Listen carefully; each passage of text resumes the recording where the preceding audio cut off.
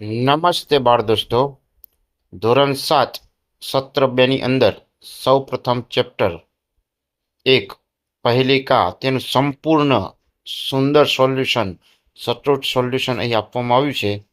તો બાળ દોસ્તો, આપણે ચેનલની અંદર જો તમે નવા હો તો ચેનલને એકવાર સબસ્ક્રાઈબ જરૂરથી કરશો. વિડીયો પસંદ આવે તો લાઈક પણ જરૂર કરશો. તો આપણે શરૂઆત કરશું પ્રશ્ન 1થી. સૌ પ્રથમ વિકલ્પ 1ની અંદર ઓપ્શન સી નારિકેલ સિલેક્ટ કરીશું. ઓપ્શન બી ગરુડ સિલેક્ટ કરીશું. વિકલ્પ 3ની અંદર ઓપ્શન ડી મહાદેવ સિલેક્ટ કરીશું. વિકલ્પ 4ની અંદર ઓપ્શન સી નારિકેલ સિલેક્ટ કરી લખીશું. વિકલ્પ 5ની અંદર બી ચોટિકા બી સિલેક્ટ કરીશું. ઓપ્શન 6ની અંદર બી ચોટિકા બી સિલેક્ટ કરીશું.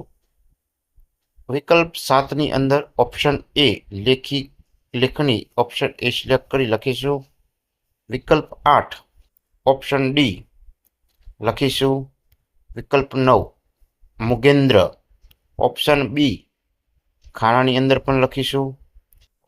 વિકલ્પ 10ની અંદર બી પલાયન બી લખીશું. વિકલ્પ 11ની અંદર ઓપ્શન સી કસ્તુરી એવું લખી ખાનાની અંદર બાળકો સી લખશો.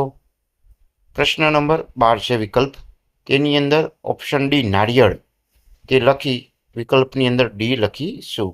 હવે કાવ્યના આધારે પ્રશ્ન 2ની અંદર જવાબ લખવાના છે. તો બાળકો અહીંથી તમે જોઈ એક ખાલી જગ્યા પૂરી લેશો.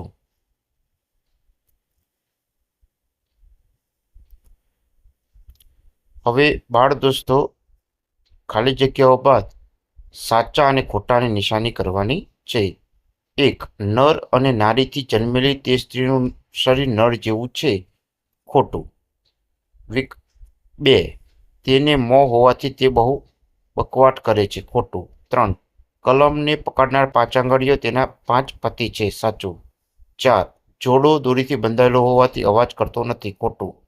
5 કસ્તુરી મૂર્ખના મુખમાં ઉત્પન્ન થાય છે, ખોટું. 6 સિંહ હાથીઓના ટોળાને હણી નાખે છે, સાચું. સાચા વિકલ્પ પસંદ કરી જોડકા જોડો. અહીં બાળ દોસ્તો, જોડકા અહીં સરસ રીતે જોડી આપવામાં આવ્યા છે. તો બાળ દોસ્તો, પોતાની સ્વાધ્યાય પોથીની અંદર જોઈ અહીંથી જોડીને પોતાની સ્વાધ્યાય પોથી ખૂબ સુંદર રીતે પૂરી કરશો. ત્યારબાદ નીચે એક વાક્યની અંદર સંસ્કૃતમાં જવાબ લખવાના છે. તો પ્રશ્ન 1 તેનો જવાબ પણ આપેલો છે, પ્રશ્ન 2નો જવાબ આપે છે. તો બાળ દોસ્તો, અહીંથી તમે જોઈને લખી લેશો.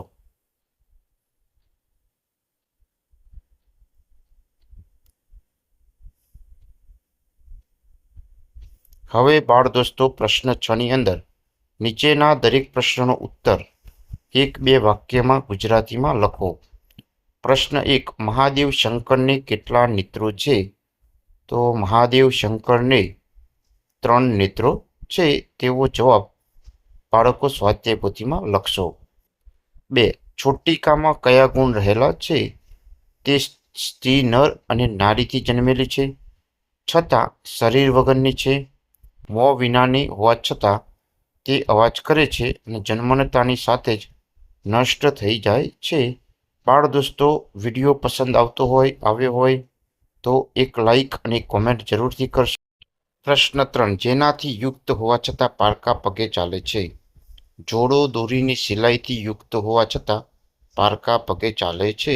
પ્રશ્ન 4 પક્ષીઓનો રાજા કોણ છે? તો ગરુડ પક્ષીઓનો રાજા છે, આવો જવાબ લખી લેશો.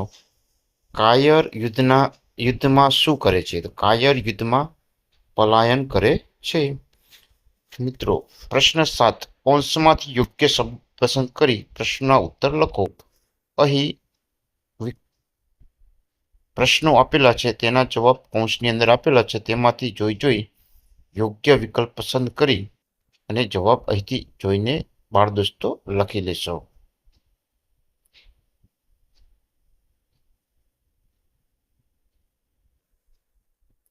પ્રશ્ન 8 જોડકા જોડો. અ વિભાગ બ વિભાગ સાથે નીચે સરસ રીતે જોડી આપેલ છે. તો બાળ દોસ્તો અહીંથી જોઈને પોતાની સ્વાધ્યાય પોથીની અંદર ખૂબ સારા અક્ષરે લખી લેશો.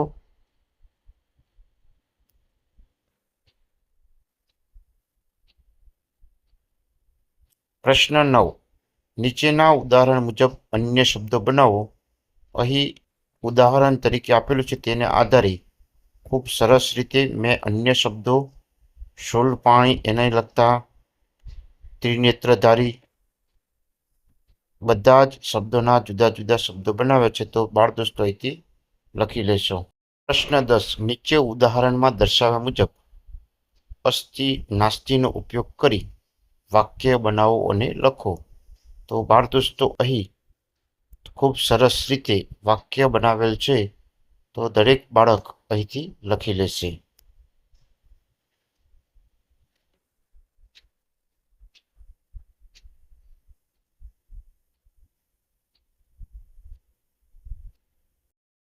નીચેના સંસ્કૃત શબ્દોના સાચા અર્થ શોધી સામે આપેલા વિકલ્પમાંથી શોધીને લખો.